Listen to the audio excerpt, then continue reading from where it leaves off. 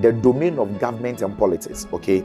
It is that field of life that has to do with the realm of ideas, the concepts, the strategies, and the ruling structures responsible for the smooth running or administration of a people or society towards the fulfillment of their God-ordained destiny. That to see, if you are going to fulfill your life calling well as one called into the field of government, you must have a firm grasp on ideas, on concepts and strategies that are competing for the soul of your nation, and it's determined to give direction to the society you want to govern. So if you want to go into politics and you don't understand ideas, or you are not aware of the competing ideas of your generation that seeks to take over the political life of your people, you will fail. In fact, you will become a victim of those ideas. So we don't go into politics to fight a person. We go into politics to fight ideas.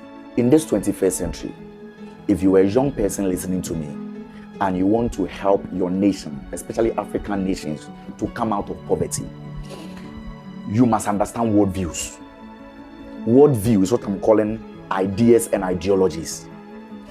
Pastor, I know you have given birth, right? Yes, please. Did you need your children to give birth to your children? No. What did you do to give birth to your children? What did you need? An intimate time with my husband. Wonderful.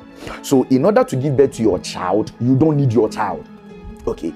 If Europe gave birth to science, did they need science to give birth to science? No, please. Wonderful.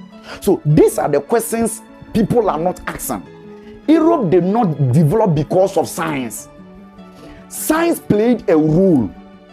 It was a certain intercourse they had with a certain worldview that made them to birth science. That science now became an agent of their progress and development.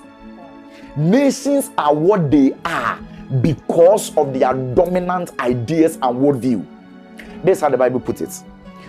Where there is no vision, the people perish. What is a vision? An idea. An idea in a picture form is what the Bible calls a vision. The one called into the field of government and governance must understand that all competing political worldviews, ideas or concepts and strategies have their corresponding what? Ruling structures and systems. So the one who wants to go into governance and politics must understand institutional building, because human societies are governed in institutions. You want to win SRC president, be an institution. You want to win a school prefect, be an institution. Turn your ideas into system building. What kind of system building must you master? You must master the art of building just and liberating systems and institutions. So if you are ignorant of the ideas that necessitated the building of those institutions in the first place, you will not be able to truly reform that institution. For example, our police force. A lot of people complain in our nation about our police force and how that they have become corrupt and whatever it is. If you, as one called into the field of government, you decide that the police force, you want to bring a reformation or transformation, you must understand the idea behind police. Don't just come and tell us that Ghana educational system is poor. What is the alternative you are bringing on board? Don't tell us our economic ministers are failing. Show us the alternative economic systems you are building. Let us see. Build it. Embody. Let us see what you are doing differently that we are not doing. Anyone that carries the calling into governance and government must have, number one, a strong sense of personal destiny. Number two, have a deep understanding of the collective destiny of his nation in his generation. The Bible says David, although he was the king of Israel, he served his own generation, not just the nation of Israel. But yet, we read the story of David and he was the king of Israel. Yet the Bible's testimony was that by serving the nation of Israel, he served his generation. And I end with this. The Bible says, according to the will of God. So, God has a will in a generation.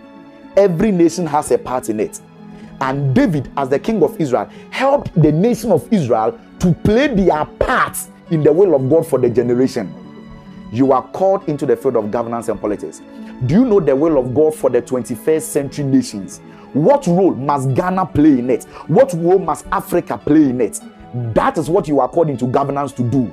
To mobilize your people, harness their resources, harness their talents and their gifts, and by divine direction, lead them to fulfill their collective destiny in God.